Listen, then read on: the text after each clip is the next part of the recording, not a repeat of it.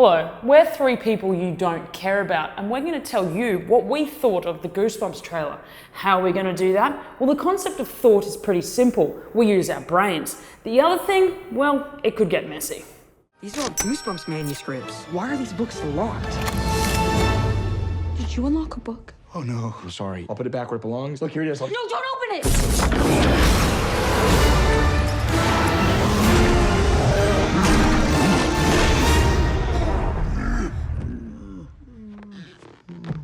Nobody make a sound.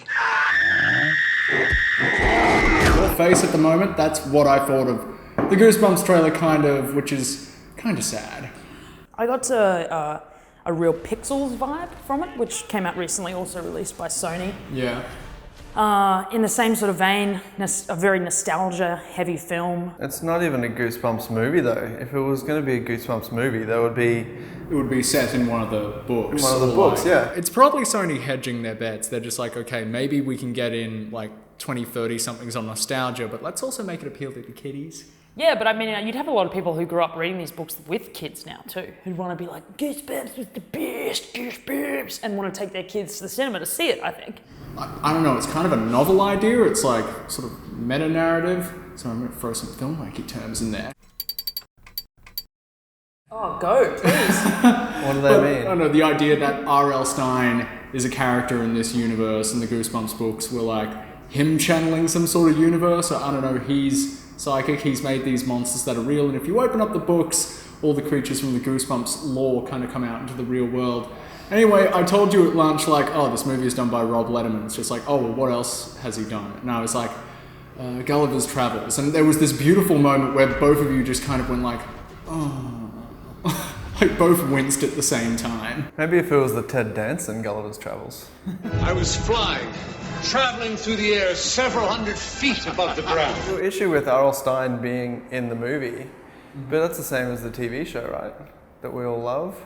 He came on more as like a Rod Serling from the Twilight Zone. Like R.L. Stine would sort of just come and do like a brief, this is a story about such and such. And yeah, like introduce it. One thing I took away from that as a kid was just like, oh, R.L. Stine is like kind of a nervous, not really presently kind of guy. He's kind of a bookish little man. It's like, oh, hello, I'm R.L. Stine and I write the Goosebumps books. Was it actually him? Yeah, that was him at the start. And I put it on Twitter and I said, what do you think? Jack Black to play me in the Goosebumps movie. And a lot of people wrote in and said, oh, he's hilarious, he's wonderful, he'll be great, your movie will be terrific. And then a whole bunch of people wrote in and said, he sucks, you're doomed, your movie will be horrible, he's awful. I don't mind the concept of having this universe where R.L. Stine is in it and his creations are getting out of the books, because there are so many books, which one do you pick to be your first film? It's an interesting take, perhaps, on how to bring Goosebumps to the cinema. But the people who this is targeted at are people like us who grew up watching it, like you were saying, like nostalgia. That doesn't do nostalgia for me, but then again, watching it, I also got Jumanji vibes, and I loved Jumanji as a kid, so maybe for the new generation, this movie will rock. But for us, we'll just be bitterly disappointed. Well, it's interesting. I want to come back to the Jumanji point because that's cool, but I'm wondering if the movie is actually aimed at us. Because like, whilst we were the kids who like read these books, the tone of the movie, like the gags in the trailer at least, felt very young. Maybe they're friendly. Oh. Not friendly. Definitely not friendly.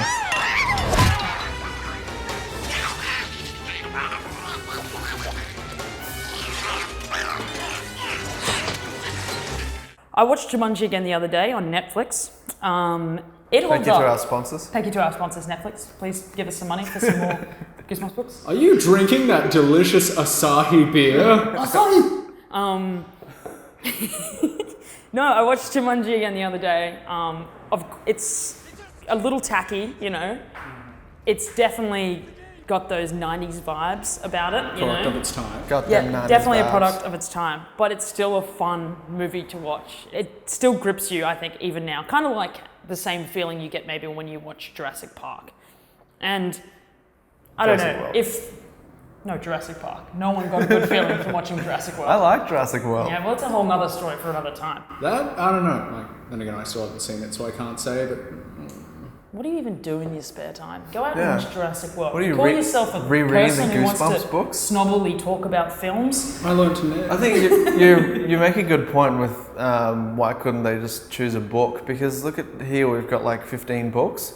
Imagine if for the next 25 years a Goosebumps movie came out every 2 years. Yeah. Shit. Yeah, they could have done like a Marvel thing. Yeah. What about Netflix should have picked it up and should have been a TV series brought into the modern age? Well, that's cool because I want to talk about the TV series because some of the shows I remember as a kid, I haven't watched the TV show since I was like 13, but some of them were good and some of them were even goddamn scary.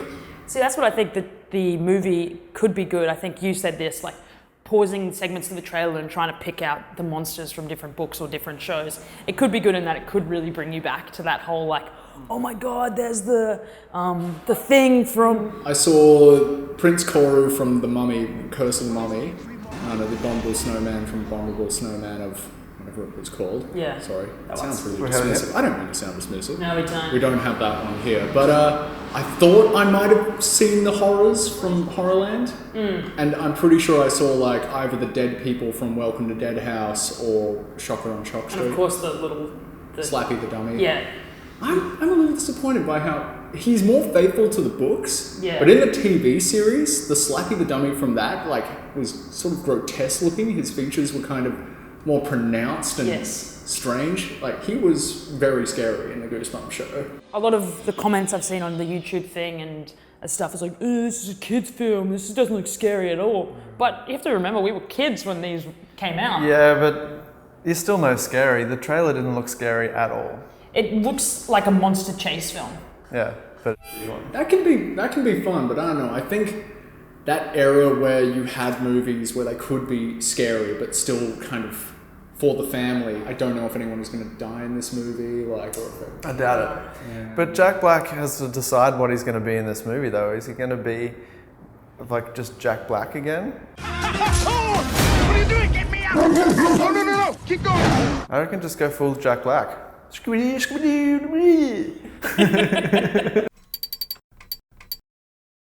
Come on, now touch me, babe. Fa-da, can't you see that I am not afraid? Shaka-ga-ga. Lawrence is good at piano. He shall be rocking in my show. Ra-ga-ga-ga. Stop. What do you think of Jack Black? Because Well, let's start with the top. School of Rock is a great film. that was a great film. It still holds up. It does. I think I've watched it 1,000 times because it's always on free-to-air TV here in Australia, and it's still great. My DVD is somewhere. I have no idea where. I have it recorded on VHS because I still live in the 90s. Big ups to free-to-air TV in Australia, our sponsors. Yeah. Free-to-air TV. Not everyone is our sponsor. Now put down those fine Scholastic books. Was it Scholastic? Scholastic? Yes. I never got it right. Scholastic. But this is, again, another example of big studios just playing on nostalgia. I mean, how many films have we had come out recently that, like the new Terminator, for example, pretty much harking back to the original two, which were the best in the series. We can forget the next sequels to follow because they were rubbish. Yeah. And Jurassic World now coming out, also referencing the first film, also forgetting the sequels. And it's like this nostalgia thing that's bringing people to the cinema. I guess this is... I just want Hollywood to come up with an original idea. That'd be more fun. But it's even missing, you talk about nostalgia, it's missing the good stuff from the TV show, from what I can see from the trailer. Yeah. Because you remember the TV show, I used to watch it, it was on a Saturday night, and I remember hearing the theme song like, it was amazing. Yeah. Let's cut to the theme song.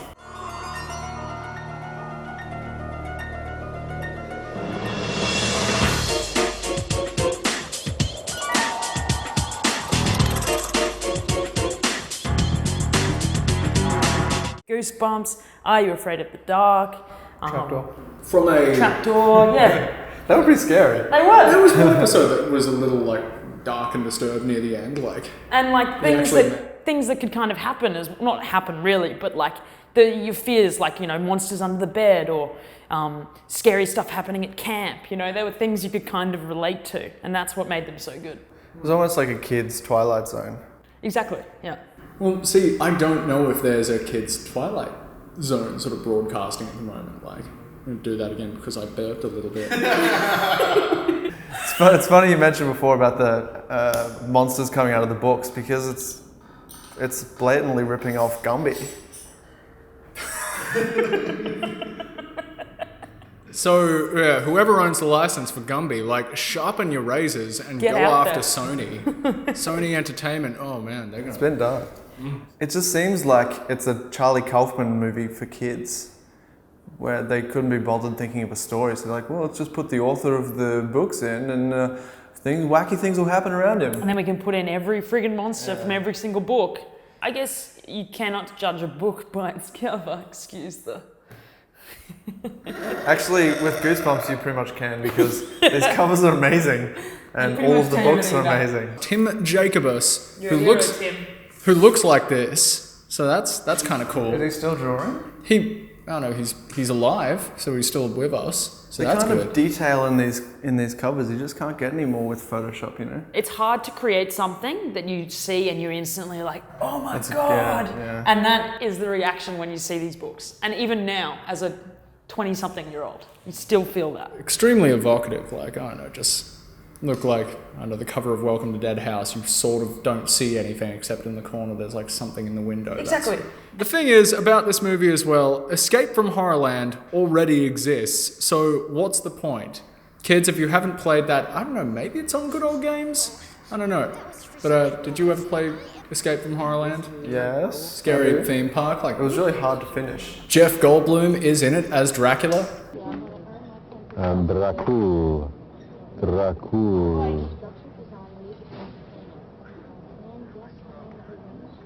I had the board game. Was the board game the... Escape the Graveyard or something like that? Yes, I had that. Lots of Lots of escaping escape in things. Goosebumps. See, this is the problem. books. They took that and they're like, let's just make a movie of them escaping. Everything. Everything. Literally everything.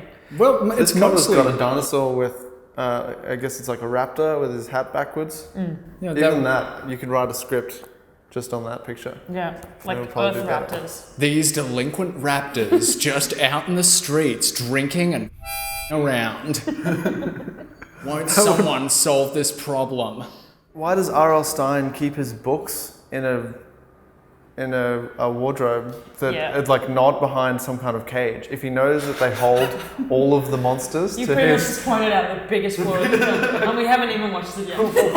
I get the feeling people are going to be picking this out. It's just like, why doesn't he keep it in like a concrete safe underground? Yeah. Like not within easy reach of whatever idiot his adolescent daughter just like invites over. And who just creeps into your brand new stranger next door's house? What if he was like with a woman? A small spit bubble just came out of your mouth.